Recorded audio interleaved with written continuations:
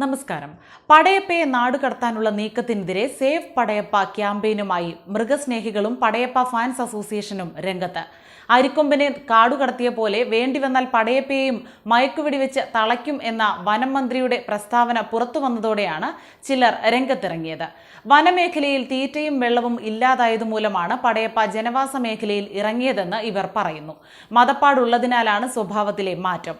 വേനൽ മഴ ലഭിച്ചാലുടൻ ആന കാട് കയറുമെന്നും ഇവർ പറയുന്നു. ഇനിയുള്ള 1.5 മാസം വനംവകുപ്പ് ഉദ്യോഗസ്ഥർ പടയപ്പയെ പ്രത്യേകം നിരീക്ഷിച്ചാൽ മതിയെന്നും ഇവർ പറയുന്നു.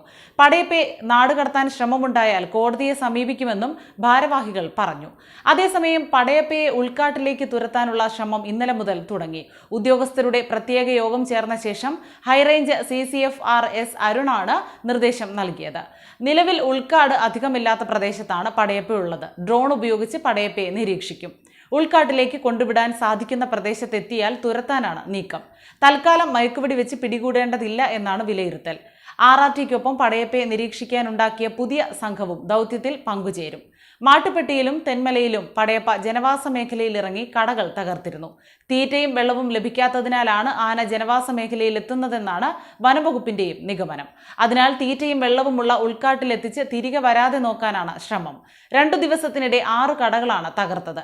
RRT സംഘം കാട്ടിലേക്ക് ഓടിച്ചുവിടുന്ന പടയപ്പ അധികം വൈകാതെ ജനവാസ മേഖലയിൽ എത്തുന്നു എന്നതാണ് വെല്ലുവിളി. അതേസമയം മറ്റു മാർഗങ്ങളില്ലെങ്കിൽ അരിക്കൊമ്പന്റെ കാര്യത്തിലുണ്ടായ നടപടി ഉണ്ടാകുമെന്ന് വനംവകുപ്പ് മന്ത്രി AK ശശീന്ദ്രൻ കഴിഞ്ഞ ദിവസം പറഞ്ഞിരുന്നു. ആക്രമണങ്ങൾ വർദ്ധിച്ച സാഹചര്യത്തിലാണ് അരിക്കൊമ്പനെ ചിന്നക്കനാലിൽ നിന്ന് മയക്കുവെടി വെച്ച് പിടികൂടി മറ്റൊരു സ്ഥലത്തേക്ക് മാറ്റിയത്. അരിക്കൊമ്പൻ ഇപ്പോൾ പ്രശ്നങ്ങളൊന്നുമില്ല, സസുഖം ജീവിക്കുകയാണ്. പടയപ്പയെ ഉൾക്കാട്ടിലേക്ക് അയക്കാനുള്ള നടപടികൾ നോക്കുകയാണ്. മറ്റു മാർഗങ്ങളില്ലെങ്കിൽ അരിക്കൊമ്പന്റെ കാര്യത്തിലുണ്ടായ നടപടി ഉണ്ടാകും.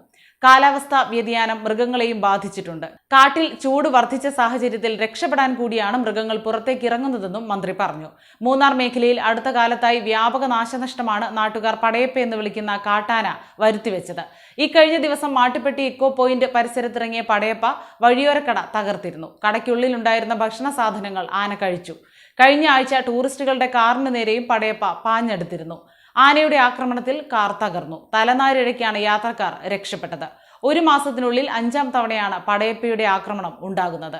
ഇടുക്കി ചിന്നക്കനാലിലെ ജനവാസ മേഖലയിൽ സ്ഥിരം പ്രശ്നമുണ്ടാക്കിയിരുന്ന അരിക്കൊമ്പൻ എന്ന കാട്ടാനയെ കഴിഞ്ഞ വർഷം ഏപ്രിൽ മാസമാണ് പെരിയാർ കടുവ സങ്കേതത്തിലേക്ക് നാടുകടത്തിയത്. കേരള വനംവകുപ്പിന്റെ നേതൃത്വത്തിലാണ് ആനയെ മയക്കുവെടിവെച്ച് പിടികൂടിയത്.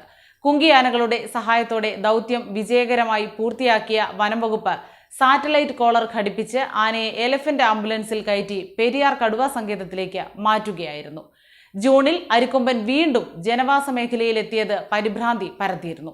തമിഴ്നാട്ടിലെ കമ്പത്തിറങ്ങിയ ആനയെ തമിഴ്നാട് വനംവകുപ്പ് മയക്കുവെടി വെച്ച് പിടികൂടി അപ്പർ കോതയാർ വനമേഖലയിൽ തുറന്നുവിടുകയായിരുന്നു.